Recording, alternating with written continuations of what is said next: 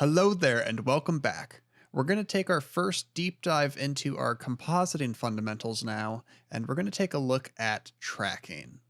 Now, there are three main types of tracking that you can do in compositing, and those are your 2D track, your 2.5D track, and your 3D track. So what exactly are the differences between these? Let's dive into Nuke and take a look at three examples. So I've set up a very basic scene here in Nuke with varying camera motions. I've added a little lens distortion so the movement more accurately matches what you would get out of a real camera. And so right here what we have is what I would call a 2D trackable shot. What characteristics make up a shot that I would define as 2D trackable? Well, there are two main things I look for in a 2D trackable shot. The first is there any parallax in the area where I'm trying to add my element? Is there any rotation that the object is doing, or is it just standing still? They're typically on a tripod with very little movement, or it could be a handheld shot that isn't wildly swinging around. I think here is a good example. This is a very 2D trackable shot. This wouldn't be difficult to do. And in fact, let's just dive in. I've done a quick point track right here. We'll just look so we see it moving. We've got our point track. All this is doing is moving in X and Y, up and down. In point tracks, you can add multiple trackers to add translation and scale, but again, that's more for zooms. You're not going to get parallax out of a 2D point track. And so I've just quickly applied this motion to some text here. And there we go. It looks like it sticks pretty well. Let's double check that it's sticking well by using a stabilize.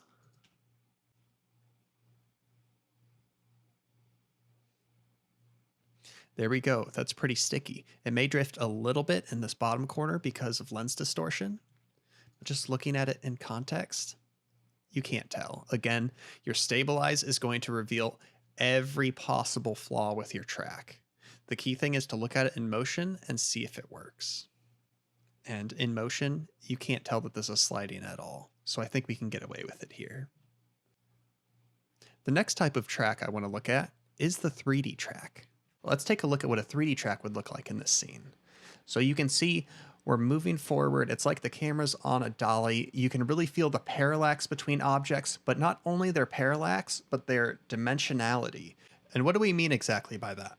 Well, parallax is the relative speeds that two separate objects move based on their distance between the camera, and this creates the feeling of depth. If we look back at our example here, you can see that our cube on the right side is moving much faster and much more quickly than our cylinder behind it, and that is parallax. Parallax can occasionally be handled by a 2D track, but a lot of the times it can't, and that's because of our second factor here, and that is our dimensionality. Dimensionality is kind of like parallax, but for one object. It's the relative speeds that different parts of a single object move based on their distance from the camera. This creates the feeling that an object is more three-dimensional rather than a flat 2D plane. If you look at our sphere on the left here, you'll see that the front of it is moving much faster than the top or the very side that we can see. And between the front and the side, those areas are also moving at different speeds, and this gives us a lot of information about what type of shape this object is in 3 dimensions. Now, 3D tracks are also the slowest track to get, and that's because of a couple reasons. One is that when you're 3D tracking a shot, you're really 3D tracking everything that's in it. You're not tracking one point, you're not just trying to get one area correct like a 2D track. You need everything to stick. You may only need one area to stick really well, but everything else that you're tracking in the scene has to be pretty close. And that's one of the main reasons that it takes so long to do. So the output of a 3D tracker will be a camera.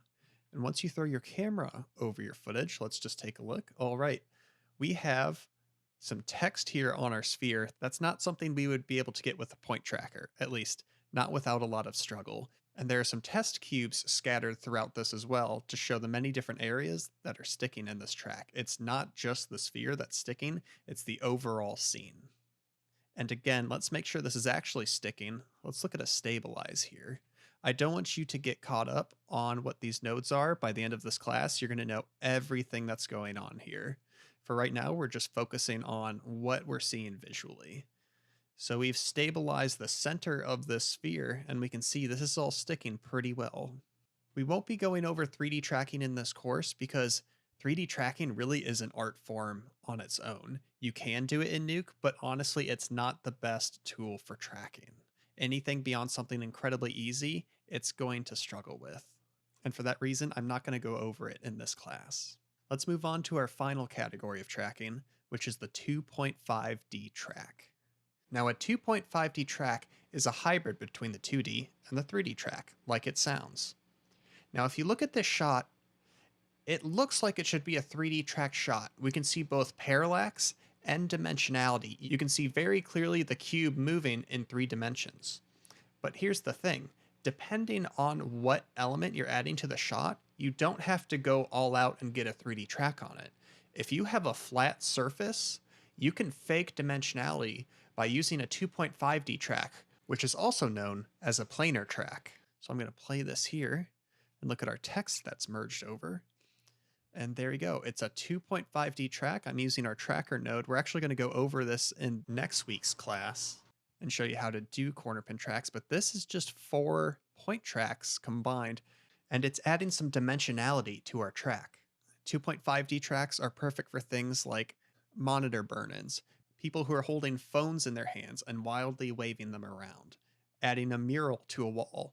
Any surface that is flat, even if there's a 3D move in the camera, you can generally get away with doing a 2.5D track. We wouldn't be able to pull off a planar track on this sphere over here. It wouldn't end up sticking because really we can only make it stick to 4 points.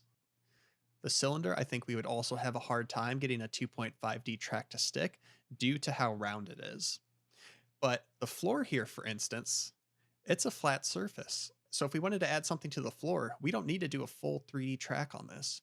We can just do a 2.5D corner pin. And so again, let's make sure this is sticking correctly by using our stabilize. You can see our perspective changing as the camera tilts down, but our text is sticking pretty well. So these are the main 3 types of tracks you'll see. To briefly summarize, your 2D track is just for X and Y motion and occasionally zooms. It's the most straightforward track and the fastest. Your 2.5D track is when you're trying to track planar surfaces, anything that could be put on a flat grid. It's not the fastest technique, but it's also not the slowest. And your 3D track is when your shot introduces a lot of parallax and dimensionality that needs to be reflected in the element you're adding. When you're looking at a shot, typically you'll be able to hone in on what type of track it will be without doing any work. Sometimes you might be like, that might be a 2D track, but it also might be a 2.5D, but you can certainly hone in on 1 or 2 types that track can be. And when that happens, I recommend starting with the fastest option, and you'll know pretty quickly if that's going to work or not, and if you need to escalate it to the next type of track. So let's practice this now and look at a few examples and determine what type of track we would need to use. All right, so we have our first shot here. Let's take a look. It looks like we have a handheld shot standing behind our actor. In this example, we're going to say we're going to replace the rock on the far right side with, say, a CG statue. Now, analyzing this, I see a lot of 2D motion. The camera's not moving forward or backwards. Really, it's staying in relatively the same spot. I'm not seeing much parallax, and I'm not seeing any dimensionality. So with those in mind, I'm very comfortable saying we can definitely use a 2D track to get our element to stick for this shot. Moving on to the next shot. All right, it looks like we're on a tripod here. This is much smoother. We are tilting up and panning to the left. And let's add some graffiti to those 2 rocks to the upper right side of frame.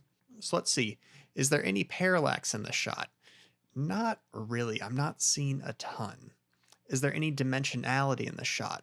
Well, there could be. I have a feeling, even though it's subtle, and this is just through experience, that in those top 2 rocks up there, we're seeing a little shift in their plane, but I don't think it's enough to warrant a full 3D track.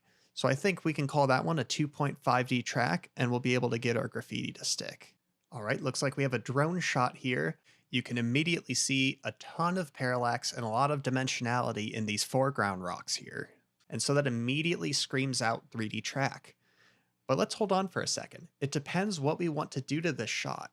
If we just wanted to replace the sky, there's really not any dimensionality to it. It's all so far away. There's probably a little scaling up that would happen. So if we were replacing the sky, This could be a 2D or a 2.5D track. You can do slight zooms with 2D point tracks. But if we were adding something in this foreground here, it would definitely need to be 3D tracked, unless we were just adding a very small patch, in which then I would say we could do a 2.5D track. All right, let's go through our checklist here. It looks like our camera's not on a tripod, it's handheld, and it's slightly moving forward. And I think that slight move forward is going to give us a lot more trouble than we would think. Because you might look at these monitors that we're going to be replacing and say, we could probably just do a point track on that. But I think the way that they're angled towards camera is introducing a little bit of subtle dimensionality. So I would say for this, we would definitely want to do a 2.5D track. And in fact, we will, because this is the shot that we're going to be tackling next week. It looks like in this shot, our camera is on a steady cam and we are tracking to the right. There's a little bit of rotation we can see there. In this shot, let's say we're adding leaves falling from all of these trees. There's a lot of parallax in this shot, so we would definitely want to grab a 3D track for that. If the task was to say add framed pictures to each one of these trees, you could potentially do that as a 2.5D track, but you would have to do that for each individual tree. So a 3D track really makes the most sense here. All right, for our final shot, we have a slight tilt up. Not really seeing any dimensionality in here. It is kind of hard because there are no objects in the top half of the screen. So there might be some slight dimensionality, but you can't really tell. So we'll have to keep that in mind. In this shot, let's say we're adding a giant statue in the midground there. So I would think this would either need to be a 2D point track or a 3D track. Why not a 2.5D track?